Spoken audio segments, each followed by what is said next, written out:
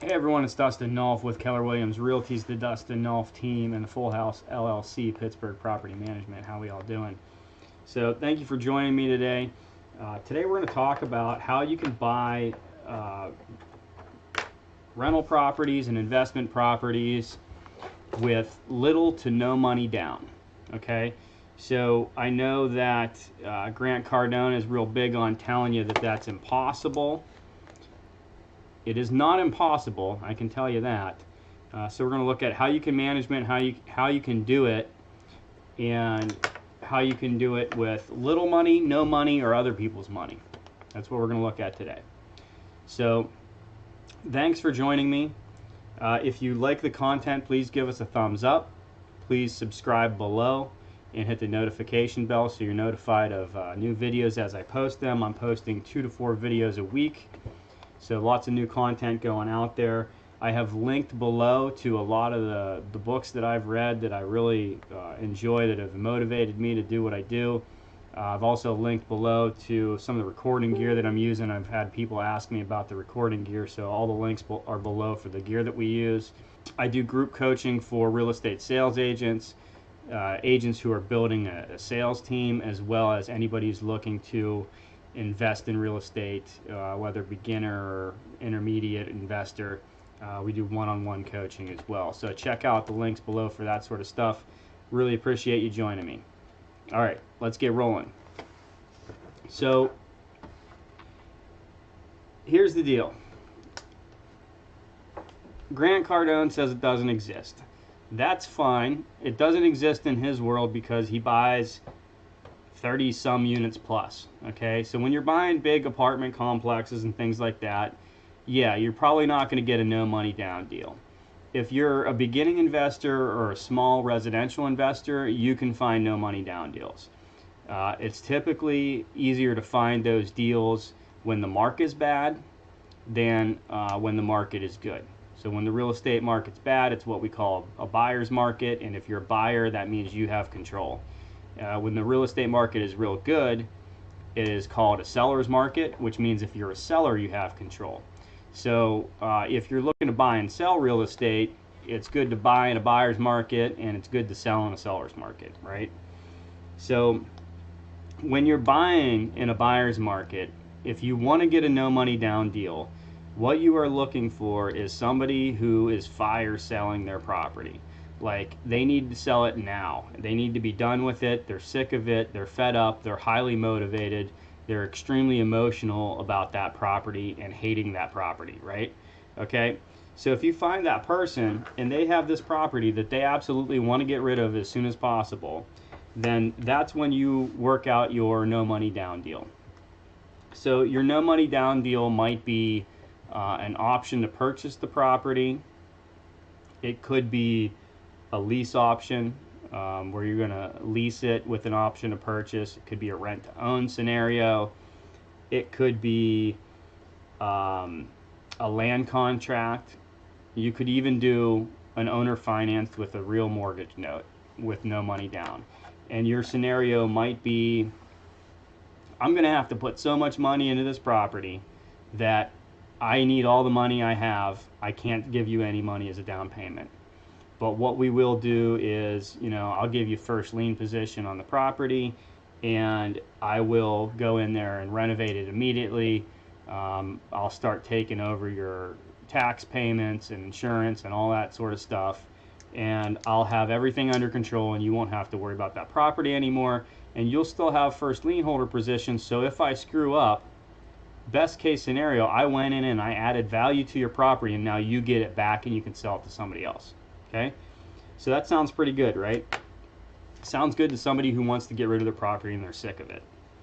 So that's the sort of scenario that you could work up, and you could work it up to where you don't put any money down, but they start getting monthly payments from you on the second month for $500 a month, monthly payment, whatever. That's what their payment is. It goes towards principal. It goes towards principal and interest, whatever you work out. In any case, so here's the thing where people, like, they don't get it about no money down. At some point, you need to spend money. You're going to have to spend money, okay?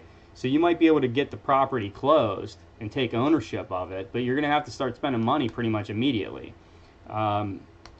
unless it's a move-in ready property, which you're typically not going to find a stressed out seller with a move-in ready property where they're willing to do no money down. If you do, that's great, fantastic. Then what you do is you close on it, you get it rented out immediately, and then you start cash flowing on it, and you use the renter's money to pay the owner. So let's look at other scenarios that are more available, and you're going to run into more of those. So one of the things that I like to look at is using credit cards for the down payment, especially if you can mix that in with an owner finance situation.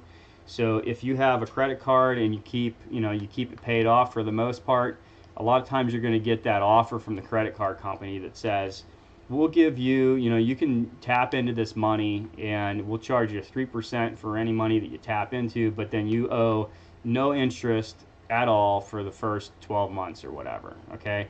So for instance, if you're going to tap it for $10,000,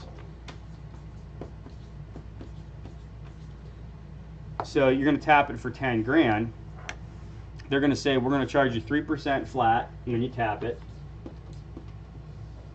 So yeah, your fee is $300 when you tap that money. So you would write yourself a check, you put that into your personal account or your business account, and you pay $300. So your credit card statement's going to come in the next month, and it's going to say you owe them $10,300, and then that's it for the 12 months or whatever their term is, because it's 0% interest after that.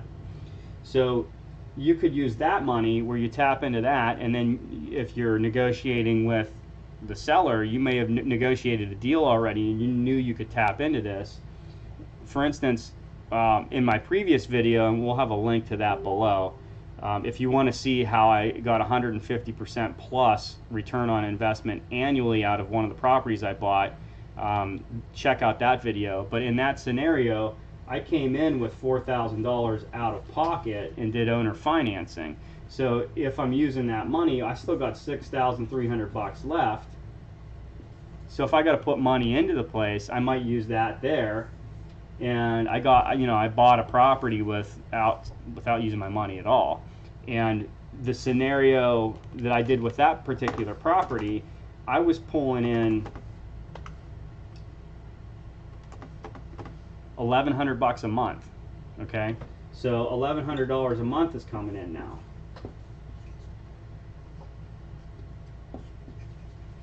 So you took 10 grand and turned it into $1,100 a month. Now, yes, you got to pay the owner, you got to pay for insurance and taxes and things like that, but that sort of scenario there, and I got that property for 25 grand, that's pretty good. And if you can do that, and you manage to pay off your credit card debt, that's the first thing I would do, is pay that down fast, because you don't want to hit the end of the year. If you hit the end of the year and they start charging interest, now you're at 22% interest. That's a lot of freaking money to pay on $10,000. So you don't want to hit that. You want to pay that off first while you're paying the owner. So you might be losing money or paying money out or break even for that first year in order to get all squared up. But after that, you're going to be sitting pretty. So that's a scenario where you might be able to get it down to you buy the property with somebody else's money. Okay. So that's one idea. Another idea is optioning properties. So if you've looked into wholesaling, a lot of the things that, wholesaling is a big thing right now, especially in a seller's market. Everybody wants to wholesale. So in Pittsburgh, everybody and their brother calls himself a wholesaler, and they don't necessarily know what they're doing. But with wholesaling, you go in and you make an offer for the property, and you get a contract signed. And in Pennsylvania, and here's my disclaimer, talk to an attorney first. Don't just take my word on it and go out and start getting contracts signed. But in Pennsylvania, you have to give some form of down payment or hand money or escrow money to the owner, or held in escrow for the owner when you put a property under contract. So some sort of money has to change hands. But it doesn't necessarily say anywhere what that amount of money is. So you could literally, for $1, you could say, for $1, we're going to put this property under contract. All right. So then you give them $1, and it costs you $1 to get a property under contract. now you have the property under contract. In Pennsylvania, if you have ownership interest in a property, then you can advertise it for sale and find a buyer. So what you do is you get the contract on the property and you advertise the property for sale and you sell the property for more than you're paying for it. So in order to wholesale though, you need to buy a property, or you need to get the property under contract for less than it's worth, for less than market value. And a lot of times when you sell it, you're still selling it for less than market value. Okay? And so you're selling it for super cheap to an investor who's going to buy it with cash and pick it up real quick. So that's a scenario where it's not no money down because you're using $1, but you can get a property with hardly any money down whatsoever. So that's an idea to think about there as well. And I have a friend who's been wholesaling for about the same amount of time that I've been selling real estate, and I've seen him pick up deals for teens, like $13,000, $14,000, $15,000. And the one deal, I actually lined the buyer up for him. He sold it for, I think, $255,000. He bought it for $13,500 and sold it for $255,000. So those deals are out there, believe it or not. That's not normal, but they're out there where you can find an option or pick up a property for super cheap and then turn it over and sell it right away to somebody else for way more money than you paid for it. So that's an idea and an option. If you look at it, let's run a scenario real quick for an option agreement. So let's say you're out looking at properties in a rundown neighborhood in Pittsburgh. Like, you can look at properties in a rundown neighborhood direct to owner, and you might be able to pick a property up for 10 or 15 grand, and you get a contract on it for 15,000. And let's say that property only needs maybe $60,000 worth of work, and it could be worth over 100 grand. So you're looking at the difference there. If you're putting 60,000 into it,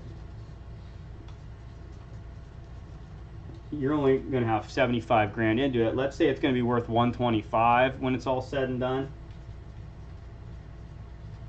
So you've got $50,000 worth of wiggle room there, right?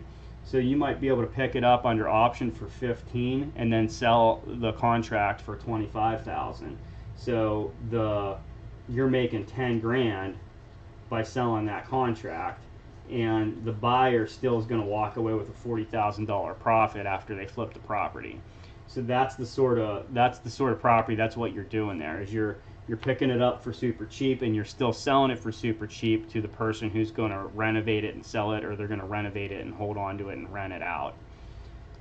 So that's a good wholesale deal right there. Okay. So I hope that helped. If you like this video, please give me a thumbs up. Hit subscribe below. Hit the notification bell so you're notified of upcoming videos as soon as they're released. And check out the links that I have below. I'm going to have other links to other videos that you may find interesting and books that you may enjoy as well. Thank you very much. Have a great one.